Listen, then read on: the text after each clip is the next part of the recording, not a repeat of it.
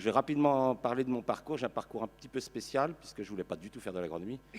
À l'âge de 14 ans, j'ai fondé avec des copains du lycée Montaigne le groupe ornithologique parisien. Je travaillais avec le WWF. On a commencé à créer des réserves et donc je voulais travailler dans l'écologie. J'ai donc fait une maîtrise en physiologie et zoologie à l'université de Paris. Et puis c'est en travaillant sur des comptages de tigres dans l'Himalaya que j'ai vu, première fois de ma vie, j'ai vu des hommes mourir de faim. Je n'avais jamais vu ça. J'étais un gamin de l'après-guerre, je ne savais pas ce qu'était la famine. Et je me suis dit, on ne peut pas protéger les tigres s'il y a des gens qui meurent de faim. Donc je suis rentré des Indes et je me suis présenté à l'agro. J'ai été reçu, je ne sais pas comment, un coup de peau quoi. Bon, c'est vrai que j'avais des publications depuis l'âge de 14 ans, donc c'est peut-être ça qui a fait qu'ils m'ont permis de rentrer. Et là, j'ai découvert un monde de fous. On nous apprenait à donner de la viande aux vaches pour augmenter la production laitière. On nous apprenait l'art d'entasser les pauvres bêtes dans des conditions infernales, les surcharges d'azote et tout. Je me dis, mais ils sont fous alliés, ces gars-là. Donc j'ai décidé en troisième année de rentrer en microbiologie des sols, de reprendre le sol à la base. À l'époque, il y avait encore à l'agro une chaire de microbiologie des sols. Et coup de chance, au moment où je suis arrivé, Monod, le prix Nobel, venait de devenir directeur de l'Institut Pasteur. Et première chose qu'il a fait quand il est arrivé, il a supprimé le labo de microbiologie des sols en disant que la microbiologie des sols, ça servait à rien. Et donc, les trois chercheurs, Kaiser, Tardieu et Pochon, n'avaient plus de laboratoire, ils ont été foutus à la porte, et ils ont été reçus dans le laboratoire de microbiologie des sols de l'agro. Et donc, je me suis retrouvé avec trois professeurs prêts de partir à la retraite, et j'ai redécouvert le bon sens, des hommes qui m'ont appris que c'était les mycorhizes qui donnaient le phosphore aux plantes, que c'était les sulfobactéries qui donnaient le soufre, etc. Et j'ai eu à ce moment-là, pendant ma troisième année, en plus j'étais tout seul, donc j'ai terminé premier dans ma spécialité, ce qui était quand même pratique, et j'ai eu tout seul un cours particulier. Et ensuite, en sortant de l'agro, en microbiologie des sols, il n'y avait qu'un seul labo, c'était Dijon. Et c'est là que j'ai rencontré Lydia. Lydia travaillait sur la qualité des aliments.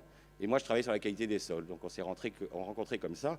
Et comme l'INRA, à l'époque, ne voulait pas entendre parler de l'agriculture biologique, et qu'avec Philippe Desbrosses, on se rencontrait régulièrement en catimini, parce que c'était strictement interdit par l'INRA de travailler sur la biologie. Donc, j'ai commencé à passer pour une mauvaise tête à l'agro. En plus, j'ai fondé un collège d'agriculture biodynamique à Malval avec des copains scientifiques. Donc, l'INRA a voulu qu'on arrête ce collège en disant que c'était scandaleux, que je tachais l'image de l'INRA. Donc, j'ai passé vraiment pour quelqu'un de pas gentil. Donc, avec Lydia, on a décidé de quitter l'Institut. On a fondé notre laboratoire en 1989, qui est donc un laboratoire d'analyse microbiologique des sols. Depuis 1989, nous avons analysé plus de 12 000 sols à travers le monde, dans à peu près toutes les écologies de la planète. Donc, sans me vanter, je peux commencer à vous dire comment ça marche un sol. Alors, je vais parler comment marche un sol dans nos régions. Dans nos régions, la France, avant que nous la cultivions, était couverte à 90% de forêt. Et comment ça marche un sol? Comment un sol fait pour fonctionner pendant des milliers d'années sans être dégradé? Et dès que la main de l'homme y met les pieds, elle casse tout. Donc pourquoi l'homme casse les sols alors que la nature sait les faire pousser pendant des milliers d'années? Pour vous donner une idée, le plus vieux modèle biologique que nous connaissons, c'est la forêt de Bornéo. C'est une forêt qui a 150 millions d'années, qui reçoit entre 3 mètres et 9 mètres d'eau par an et qui continue à faire pousser les plus grands arbres du monde, les Dipterocarpus, qui font 80 mètres de haut. Imaginez que la nature laisse passer un petit peu d'azote. Nous, on laisse partir 40 unités d'azote chaque année dans les nappes phréatiques. Imaginez que la nature laisse passer, je ne sais pas moi, un millième d'azote, mais en 150 millions d'années, il n'y aurait plus rien sur Bornéo, ce serait un désert. Or, ce n'est pas un désert, c'est la forêt la plus riche du monde. Alors, comment ça marche? Comment le système vivant fait pour fonctionner? Il fonctionne de la façon suivante. L'arbre, c'est le maître des sols. C'est pour ça que les anciens, quand ils ont, après avoir ruiné les sols d'Europe, ont réussi à créer l'équilibre agro-silvo-pastoral au XIXe siècle, ont arrêté la famine en Europe, c'est qu'ils avaient inconsciemment, tout à fait empiriquement, reconstitué l'arbre, réinjecté l'arbre dans la forêt. C'était sous forme, dans l'agriculture, c'était sous forme de haie, mais l'arbre est indispensable. Alors comment ça marche en forêt? Ça marche de la façon suivante. L'arbre, tous les ans, il fait tomber des feuilles mortes et des branches mortes sur le sol. Ces branches vont être attaquées par une faune qu'on appelle la faune épigée. Cette faune va manger tous ces bouts de bois, toutes ces feuilles, et va faire des crottes. Ces crottes, c'est quoi? C'est de la matière organique broyée en éléments très très fins, qui va permettre donc aux seuls organismes au monde qui sont capables d'attaquer la lignine, qui sont les champignons, les basidiomycètes, vont leur permettre d'attaquer ces crottes et de les transformer en humus. Donc, ce qui est intéressant dans le système vivant, c'est que vous pouvez remarquer que la fabrication d'humus se fait à la surface du sol. On comprend tout de suite pourquoi le labour est une machine de destruction massive des sols, c'est qu'elle met la matière organique sous le sol, ce qui est une absurdité. Les animaux, ils ne vivent pas sous le sol, les épigés, ils vivent à la surface du sol. Les arbres, eux, ils vont s'adapter à ce système très astucieux, ils vont faire un double enracinement. Vous avez vu avec l'ouragan de 99, des arbres arrachés, ils ont un enracinement horizontal qui est sous la matière organique. On peut se dire, mais pourquoi les arbres ont développé ce réseau de racines horizontales sous cette couche de matière organique? C'est qu'au printemps, les humus qui ont été formés pendant l'automne et l'hiver par les basidiomycètes vont être minéralisés quand le sol va se réchauffer par les bactéries. Les champignons font l'humus, les bactéries minéralisent. En minéralisant, elles vont libérer du nitrate, du phosphate qui va descendre avec l'eau de pluie. Et là, il y a les racines horizontales de l'arbre qui va récupérer le nitrate, le phosphate et qui va le renvoyer dans la frondaison. Le système sol-plante est fermé dans la nature. Il n'y a pas de fuite. C'est pour ça que les nappes phréatiques sont propres sous les arbres. C'est que l'arbre, il a mis ses racines sous la matière organique. La grande bêtise de l'agriculture, c'est qu'elle laboure et elle met la matière organique sous les racines. Donc le temps que les racines arrivent, c'est minéralisé, vous envoyez dans les nappes. Donc première leçon, ne jamais enfouir de matière organique dans un sol. La nature nous le dit, il suffit de regarder le livre. Ensuite, les arbres, ils ont un deuxième système d'enracinement qu'on appelle le pivot, système pivotant. Ce système pivotant va descendre jusqu'à la roche-mère. Là, il y a deux solutions. Où la roche-mère est fissurée, l'arbre va continuer son chemin. Alors, record d'enracinement sous chêne en Europe, 150 mètres de profondeur, sous orme, 110 mètres, sous merisier, 140 mètres.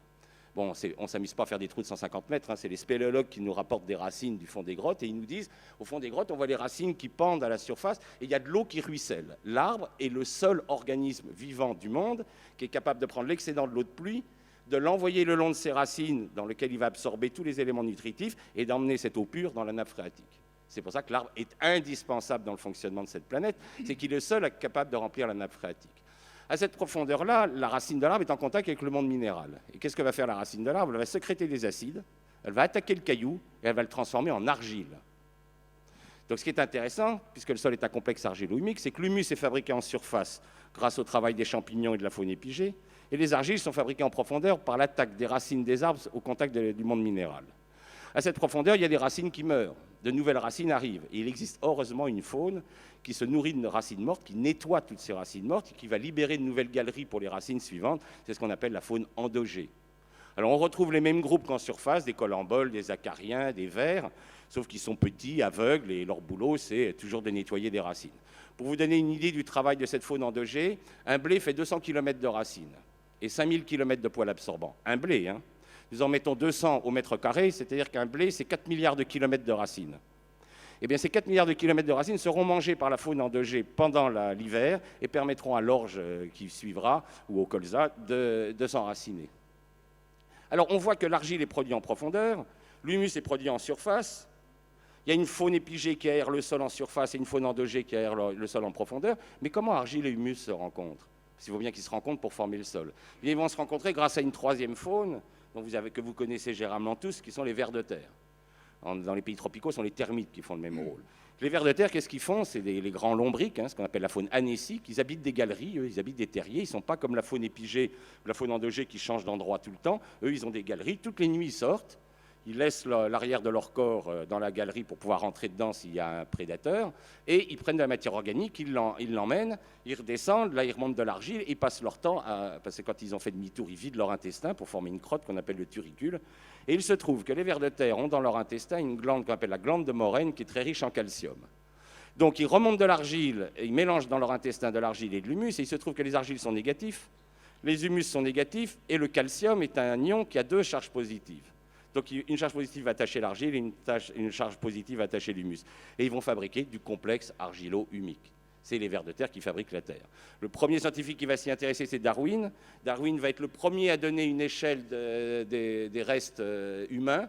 Hein, parce que si vous faites des profils, vous verrez que les pierres taillées, on les trouve en profondeur, puis les mosaïques romaines, puis les restes du Moyen-Âge. Ce n'est pas parce que les hommes de la pierre taillée vivaient sous terre, hein, ils vivaient comme nous à la surface, mais c'est les vers de terre qui ont enfoui tous les restes humains. C'est pour ça que les archéologues passent leur temps à creuser des trous, c'est de la faute des vers de terre. Et en fait, Darwin a une idée très bonne, il a mesuré la quantité de terre. Un ver de terre rejette son poids de terre tous les jours. Il a calculé simplement les distances qu'il y avait entre les restes humains, et il s'est rendu compte que c'était beaucoup plus vieux que ce qu'on racontait à l'époque. Hein, c'était la Bible, hein, c'était 5000 ans, la création de l'humanité. Donc, M. Darwin a été très prudent pour ne pas avoir la religion sur les bretelles. Mais il a montré que c'était beaucoup plus ancien qu'on croyait. Hein, si vous mettez par exemple un pas japonais dans votre jardin, vous verrez que votre pas japonais va disparaître. C'est les vers de terre qui vont l'enfouir progressivement. Hein, souvent, quand je suis sur le terrain avec les agriculteurs me disent « Oh là là, j'ai mes cailloux qui remontent ». Alors je leur explique que le vol lourd des cailloux dans la plaine, ça n'existe pas. C'est jamais les cailloux qui remontent, c'est toujours la terre qui s'en va. Hein, donc ne faites pas de mauvaises interprétations. Alors comment nous avons fait pour tuer nos sols? On a violé ces lois fondamentales. C'est-à-dire qu'on n'a pas... Vous pouvez violer les lois humaines. Si vous faites choper par la police, vous irez en tôle. Mais ce n'est pas très grave pour l'ensemble de l'humanité. Mais quand on viole les lois universelles, les lois de la biologie, là c'est très grave. Alors comment on a fait pour tuer les sols? On a inventé deux armes de destruction massive des sols. D'abord la charrue. Au début, les hommes, ils gratouillaient la terre avec les chevaux, c'était pas bien grave. Mais quand on a découvert le tracteur, vous savez, c'était Victor Hugo qui disait, pour montrer la fascination des hommes devant les grosses machines, une immense force qui aboutit à une immense faiblesse, voilà ce qui fascine les hommes. Ah, les mecs, ils bandent comme des fous devant un gros tracteur de 300 chevaux, ils n'en peuvent plus. Donc, ils bousillent les sols en les retournant. Première erreur, ils mettent la matière organique au fond. Or, il se trouve que tous les champignons du monde sont aérobies. Il n'existe pas de champignons anaérobiques sur Terre. Tous les paysans qui ont eu l'occasion de planter un piquet dans le sol le savent, quand ils sortent le piquet, la pointe du piquet est intacte et le piquet est complètement rongé sur les premiers centimètres. Donc quand vous mettez de la paille dans le sol, vous ne faites plus d'humus. C'est pour ça qu'on arrive à ce système très étonnant que les anciens faisaient à peu près 2 tonnes de paille en France en 1900, ils avaient 4% de matière organique. Maintenant, nous avons 5 à 6 tonnes de paille en France et nous n'avons plus que 1,6% de matière organique sur l'ensemble du territoire. Nous avons divisé par 2 notre matière organique alors qu'on a multiplié par 2 les pailles. Pourquoi? Parce que nous les enfouissons. Et à partir du moment où vous enfouissez, c'est fini, vous ne ferez plus jamais d'humus. Heureusement d'ailleurs pour la ville de Venise qui repose sur des piliers de bois. Ces piliers de bois sont sous l'eau en anaérobiose et aucun champignon ne peut les écrouler. C'est pour ça que la ville est toujours là. Donc première erreur, enfouissement de matière organique. Et le nombre de gens que je vois en mettre du compost avant de planter un arbre passent leur temps à faire cette erreur qui est une erreur fondamentale contre les lois universelles. Deuxième erreur, on apporte les engrais chimiques. Qu'est-ce que font les engrais chimiques? Ils stimulent les bactéries. Or les bactéries elles sont minéralisatrices, elles ne font pas d'humus, elles minéralisent. Et les bactéries elles se multiplient 20 fois plus vite que les champignons. Donc, qu'est-ce qui se passe quand vous mettez des engrais chimiques? Vous accélérez la minéralisation de la matière organique. Quand la matière organique tombe trop bas, la faune disparaît puisqu'elle se nourrit de cette matière organique. Un pays comme la France, nous sommes passés de 2 tonnes de vers de terre en 1950 à l'hectare à moins de 100 kilos. Qu'est-ce qui se passe quand il n'y a plus de vers de terre? Les vers de terre, je vous ai expliqué qu'ils remontaient tous les jours de la terre. Ils remontent de la potasse, du phosphore, de la magnésie, du calcium. Plus de remontée par les vers de terre. Les éléments vont descendre. Pollution des nappes, pollution des rivières. Vous rentrez dans ce qu'on appelle, après cette dégradation biologique des sols, vous rentrez dans ce qu'on appelle la dégradation chimique. Votre terre va perdre ses éléments nutritifs. Vous allez envoyer de l'azote dans les nappes, vous allez envoyer du phosphore dans les rivières, etc. Vous appauvrissez vos sols. Or, il se trouve que lorsque le taux de matière organique est tombé trop bas et que vous avez minéralisé des ions fondamentaux qui attachent argile et humus comme le fer, le calcium, etc., eh bien l'argile n'est plus attachée. L'argile s'en va, les rivières se chargent de boue dès qu'il pleut. C'est la dernière mort des physiques, c'est ce qu'on appelle la mort physique des sols. Votre sol part à la mer. Et c'est comme ça que vous ruinez un sol. Et c'est comme ça que des agriculteurs qui, à l'heure actuelle, moi je travaille avec des agriculteurs depuis 89, des gens en Beauce qui étaient très fiers de faire partie du club des 100 quintaux, ils roulaient des caisses. À l'époque, ils avaient des blés qui, en génétique, étaient des blés à 110 quintaux, donc ils faisaient presque le rendement génétique. Maintenant, ils ont des blés à 150 quintaux et les mêmes agriculteurs font plus que 90 quintaux. C'est-à-dire qu'ils ont des Ferrari, ils roulent sur des chemins de terre. Ce n'est pas la peine d'avoir une Ferrari, c'est pour rouler sur un chemin de terre, il vaut mieux avoir une 2 chevaux. Hein, donc ça, ils peuvent raconter tout ce qu'ils veulent, ils ne valorisent plus la génétique de leurs plantes. Et on sait que cette génétique est valable, puisque récemment, ils ont fait une expérience en Nouvelle-Zélande sur un sol qui n'avait jamais été labouré, jamais touché, et ils ont fait 162 quintaux en semi-direct, et ils ont fait 152 quintaux en labour. Donc ça montre que le potentiel génétique est bien existant, mais c'est nos sols qui sont à genoux. Donc, qu'est-ce que ça veut dire pouvoir faire une agriculture durable? C'est reconnaître que la propagande des multinationales, et de la propagande, ce n'est pas de la science, il va falloir remettre de la science dans l'agriculture. Or, l'agriculture n'a plus de science depuis 50 ans, elle n'a que de la technique, elle n'a que des produits chimiques, elle n'a que des grosses machines, c'est-à-dire qu'elle fait tourner le business agro-industriel. Mais cette agriculture n'est pas là pour nourrir les hommes, elle est là pour enrichir l'agro-industrie. Or, le problème qu'on a maintenant avec 7 milliards d'individus, c'est qu'il va bien falloir se décider à nourrir les hommes. Et nous avons maintenant 1 milliard d'hommes qui souffrent de la famine. Donc la révolution verte, c'est un échec total. Le problème, c'est que cette société qui est obsédée par le profit ne veut pas reconnaître ses torts. Elle ne veut pas reconnaître que la révolution verte est responsable de la famine d'1 milliard de personnes, c'est-à-dire autant d'habitants qu'il y avait en 1800 sur cette planète. Donc il va falloir changer complètement notre agriculture. Il va falloir, à mon avis, dissoudre des sociétés comme Monsanto, Novartis et compagnie, qui sont des assassins. Il va falloir qu'on crée une espèce de justice internationale sur le crime contre la vie. Ce sont des criminels contre la vie, ces gens-là. Hein, ils ont tué... moi, l'activité biologique des sols que je mesure, elle ne cesse de baisser depuis que je la mesure. Je la mesure depuis 89, est en baisse constante. Et quand je compare avec les chiffres du début de 1900, nous avons perdu à peu près 90% de notre activité biologique. Et en particulier, les grands disparus, c'est les champignons. Les champignons ont complètement disparu avec les engrais chimiques. Or, c'est eux qui font les humus. Et depuis qu'il n'y a plus de champignons, vraiment, les sols vont très très mal. Et c'est pour ça, là, tout à l'heure, vous parliez du BRF. Pourquoi le BRF a un effet tellement spectaculaire sur la relance de la vie des sols? C'est que vous apportez de la lignine. C'est vous redonnez cette substance que seuls les champignons sont capables d'attaquer et vous remontez le C sur N. C'est-à-dire vous remontez le rapport carbone-azote. L'agriculture n'a pas besoin d'azote, elle a besoin de carbone. C'est ça que les agronomes n'ont toujours pas compris. Comme les agronomes ignorent tout de la vie des sols, la chaire de microbiologie des sols à l'agro a été fermée en 86. Là, vous avez devant vous un fossile vivant. D'accord ? Des microbiologistes des sols, on n'en fabrique plus en France. Vous avez 150 agros qui sortent de la boîte, ils ne connaissent rien des cycles microbiens. Enfin, c'est quand même hallucinant. Ils ne savent pas distinguer un basidiomycète d'une bactérie ou d'un actinomycète. Ils ne savent pas que les rôles sont complètement différents. Donc si on veut remettre de la vie dans les sols, il va bien falloir qu'on mette de la science et qu'on arrête d'inventer des modèles artificiels type révolution verte, de donner le prix Nobel à un mec qui a ruiné 300 millions d'hectares de sol avec sa révolution verte. C'est pas ça le but. Le but, c'est de remettre de la science pour qu'on puisse à nouveau regarder les sols comme ils sont. Parce que le grand livre, c'est la nature. C'est pas derrière un ordinateur qu'on découvre le fonctionnement d'un sol. C'est en faisant des trous. Avec Lydia, on en a fait plus de 12 000 à travers la planète, depuis l'altiplano des Andes, en passant par les sols norvégiens et les sols d'Amérique et de Bornéo. Les sols, on sait comment c'est, parce qu'on en ouvre, et qu'on regarde la faune, on regarde les racines. Mais c'est plus ce que font les agronomes. Voilà, je vais essayer de raccourcir. Et je vous remercie pour votre attention. Bravo, Claude.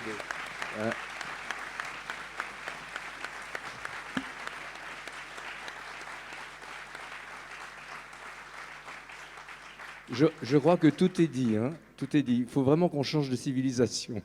Donc je remercie nos 3 intervenants et je ne sais pas si j'ai le temps de passer la parole à la salle parce que vous bouillez certainement, vous avez envie de poser des questions. Oui, il y en a une là-bas, mais moi j'ai pas de micro à vous transmettre ici. Il faut que ce soit quelqu'un dans la salle. Est-ce que c'est prévu, s'il vous plaît? Oui. Voilà, ça vient. J'ai combien de temps? Parce que là, évidemment, on avait un quart d'heure de retard. Hein, alors, faut... Fallait le récupérer, on est dans les temps. Hein. On est dans les temps. On n'a même pas récupéré notre quart d'heure. C'est vrai, mais on devrait terminer à 10 heures. Donc, moi, je suis... Oui, donc ma question, c'est donc Christian Buis du Mouvement national de lutte pour l'environnement. Sur quelle profondeur donc on doit travailler les sols pour ne pas les abîmer, pour enfouir l'humus, etc. Il ne faut pas les travailler du tout. C'est-à-dire que c'est intéressant de regarder un paysan chinois, puis un maraîcher chinois et un maraîcher européen. Le maraîcher européen, il enfonce sa bêche, il soulève, il se casse les reins, il retourne tout. Le paysan chinois, il ne fait pas ça, il enfonce sa bêche, il remue sa bêche pour apporter de l'oxygène, il retire sa bêche, il prend 2 cm de terre et hop, il retourne, c'est tout. Il ne se casse pas les reins et il respecte la loi universelle du sol. Ne retournez pas les sols. Donc il existe ce qu'on appelle les semoirs de semi-direct qui permettent de semer directement. Alors pour les maraîchers, vous avez ce qu'on appelle les roues semeuses, qui sont des roues qui font tourner des petites pointes, qui s'écartent, qui font tomber la graine, qui peuvent faire tomber une boulette de matière organique ou de fiente de poule, etc. Et vous semez directement à travers vos couverts. Donc vous faites un engrais vert toujours avant vos cultures, vous les écrasez avec un petit rouleau qu'on appelle un rouleau faca, c'est un rouleau sur lequel on soude des barres qui écrase l'engrais vert, mais il ne faut surtout pas enfouir l'engrais vert parce que vous allez faire des fermentations anaérobiques dans le sol et vous n'aurez pas de champignons. Il faut toujours laisser l'engrais vert à la surface et vous semez derrière, vous mettez votre rouleau faca à l'avant et le semoir derrière et vous semez sans jamais toucher au sol. Et pour la pomme de terre? Alors pour la pomme de terre, les Boliviens m'ont appris à semer, parce que moi je n'ai pas le temps de beaucoup de m'occuper de mon jardin, donc je simplifie les choses. Ils m'ont appris une technique très simple pour la pomme de terre. Je parle là en maraîchage individuel, pas en grand champ. C'est tout simple. Vous posez vos pommes de terre sur le sol, vous les répartissez correctement avec un radis, avec un râteau, et vous les recouvrez de 20 cm de paille. Et c'est tout. Alors le gros avantage, c'est qu'il n'y a pas à les arroser, il n'y a pas à les buter. Et puis quand vous voulez des patates, vous soulevez la paille, vous prenez des pommes de terre et elles en refabriquent. Donc ça vous permet d'avoir des patates nouvelles, d'avoir des patates à toute la saison, sans vous casser les reins, sans vous embêter. C'est ce que font les paysans boliviens. Et il ne faut pas oublier que la pomme de terre, ça vient de Bolivie. Donc ils ont quand même un peu plus d'expérience de la patate que nous. Voilà. Donc à faire, on peut se faire aussi avec des cartons. On peut faire, voilà. Mais ça ne peut se faire qu'au niveau individuel. Mais comme il n'y a plus de paysans, ça explique que les marchands de machines agricoles, ils ont encore de beaux jours devant eux, quoi. C'est ça. Bien sûr, allez-y, Nicole. D'où l'intérêt de relancer le maraîchage en pied d'immeuble, que les habitants dans les villes se réapproprient ces espaces verts stériles pour en faire quelque chose de vivant, quoi. Voilà. La parole, oui, qui a un micro. Bonjour, Monsieur Pierrot. Alors on parle du monde agricole, mais on pense que la biodiversité peut aussi venir des milieux urbains. Et un urbain qui a une petite maison avec son jardin, là, qu'est-ce qu'il peut faire aujourd'hui, vers qui il se tourne pour cultiver ou entretenir son terrain, comme vous le dites, plutôt que de faire ce qu'on fait aujourd'hui? Premièrement, entourez votre terrain d'une haie. Alors surtout pas une haie de tuya. Hein. Faites pas un blocos végétal pour que vos voisins ne vous voient pas prendre le barbecue. Pas de cyprès, pas de résineux, c'est toxique, ça tue les vers de terre, c'est des plantes dangereuses. Hein. Donc vous faites une haie de feuillus. En plus, choisissez des espèces où vous aurez des fleurs toute l'année. Hein. Si vous commencez avec les cornouillers, vous aurez des fleurs dès le mois de mars. Vous terminerez avec des arbres qui font des fleurs plus tardivement. Vous aurez les prunus, les églantiers, etc. Donc ça, c'est agréable. Vous nourrirez les abeilles. Et surtout, cette haie va vous fournir du bois raméal fragmenté. Et en broyant les tailles de vos haies, vous allez le poser directement sur votre sol qui, souvent, dans les zones pavillonnaires, a été pas mal détruit, comme ça a été, comme vous l'avez très bien expliqué. Ils font du BTP, les mecs. Ils font pas quand ils préparent les zones pavillonnaires, c'est du BTP, c'est pas de l'agriculture. Donc, vous allez, en remettant ce BRF, vous allez remettre les champignons. Tout le système biologique va revenir, hein, la faune. Alors, deuxième chose, si vous avez un gazon, il est indispensable que votre gazon monte en fleurs au moins une fois par an. Alors pourquoi là, une prairie est durable que si elle monte en foin? Les vieux, ils n'étaient pas fous, ils faisaient du foin. Il y a un abruti qui a inventé l'ensilage, il a eu droit au prix Nobel, il a rendu toutes les vaches malades. Et il faut absolument que la prairie monte en foin. Pourquoi? Parce que si elle monte en foin, apparaissent des espèces d'insectes fondamentales pour l'aération du sol, qui sont les acridiens. Les criquets, les grillons, les sauterelles, qui vont vous aérer votre sol et faire qu'au lieu que votre prairie tondue se couvre de mousse, et vous allez acheter ensuite un produit qui tue la mousse, et puis etc. Et puis votre gamin, ensuite, il va s'allonger sur la truc, il va avoir les cuisses toutes rouges, je veux dire, il est allergique au gazon, il n'est pas allergique au gazon, il est allergique aux produits que vous avez mis sur le gazon. Eh bien, si vous laissez monter en herbe, vous allez avoir des sauterelles, ça va aérer votre sol et votre prairie durera beaucoup plus longtemps. Et ce foin vous servira, vous faucherez ce foin en fin d'été, il vous fera votre compost que vous mélangerez avec le BRF, et vous allez avoir gratuitement, sans rien acheter, vous allez fertiliser votre jardin tranquillement et nourrir des bons légumes. Merci. Nouvelle question, oui, allez-y. Je voulais demander quelle était la capacité de résilience des sols une fois qu'ils avaient été très abîmés